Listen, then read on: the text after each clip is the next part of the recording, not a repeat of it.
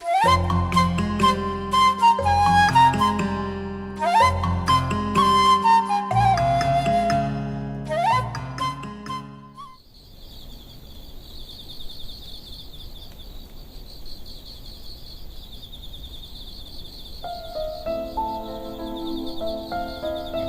என் அண்ணனுக்கு என்ன துரோகம் பண்ணேன்?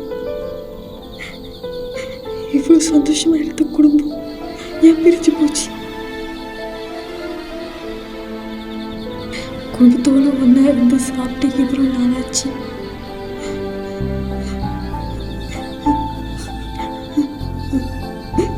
வித்துவை என்கிட்ட இருந்து பிரிக்கிறாங்க.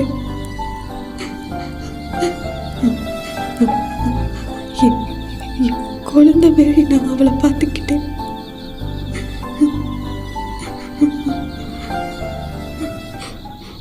இத்தனைக்கும் நான் என்ன வந்து பண்ணுவேன்? எல்லாம் ஒரு நாள் முடிய தானே போகுது.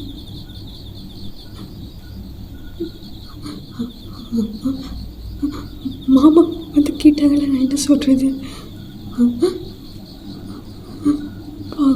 மனுஷன் இவ்வளோ கஷ்டப்படுவார்.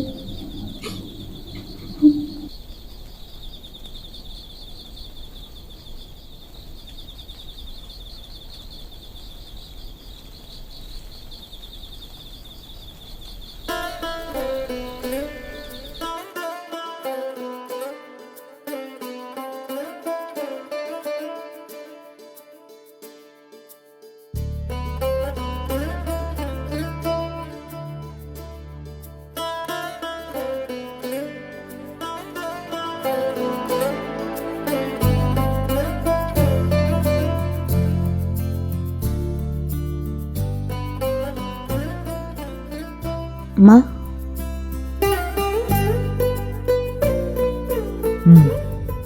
சொல்லு முத்து.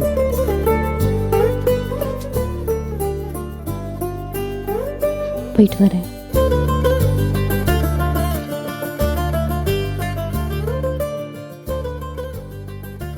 எங்க போற? திரும்பி போய் வீட்டுக்கு பிரச்சனை வரப்போதா? உங்க அப்பா தான் போகலாம் சொன்னார. வேணாம் முத்து, கொஞ்ச நேரமா அப்போ வரத்துக்குள்ளே போயிட்டு வந்துடும்மா. ப்ளீஸ்மா, எனக்கு தெரியல முத்து, இன்னும் பண்ணுங்க. பார்த்து போயிட்டு வா.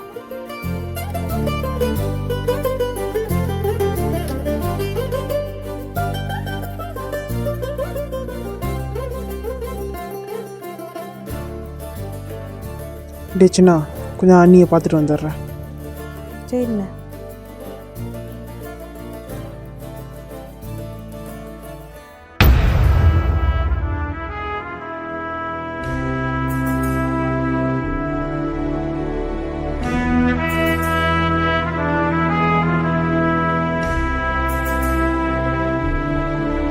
நில்லுங்க.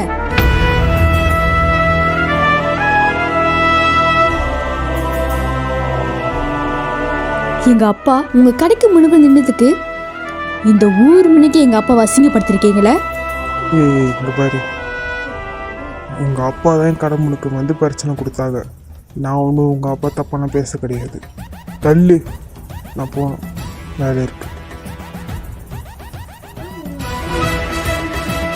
எப்படிங்க உங்க குடும்பம் இவ்வளவு கேவலமா இருக்கீங்க? எங்க அப்பா வாய் அப்படி, அவங்க அப்படிதான் பேசுவாங்க. அவர் வயசானது. எனக்கு இருக்கிற கொஞ்சம் அறிவு கூட உங்களுக்கு இல்லையாங்க? இப்படிதான் உங்க குடும்பத்தை எல்லாம் இப்படிதான் இருப்பீங்களா? பாவங்க எங்க அப்பா. இதனால தான் தெரியுது எதுக்கு எங்க அம்மா உங்க அண்ணிக்கிட்டலாம் பேச வேணாம் அப்பா சொல்றாங்கன்னு.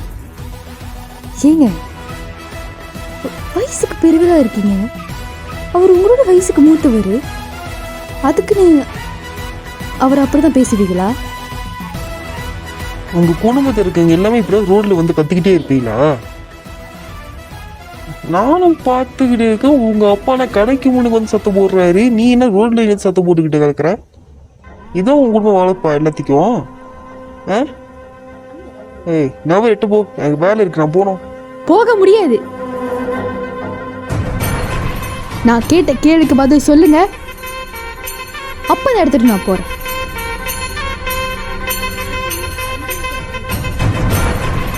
எனக்கு பதில் சொல்லாம நான் எங்கிருந்து போக மாட்டேன்.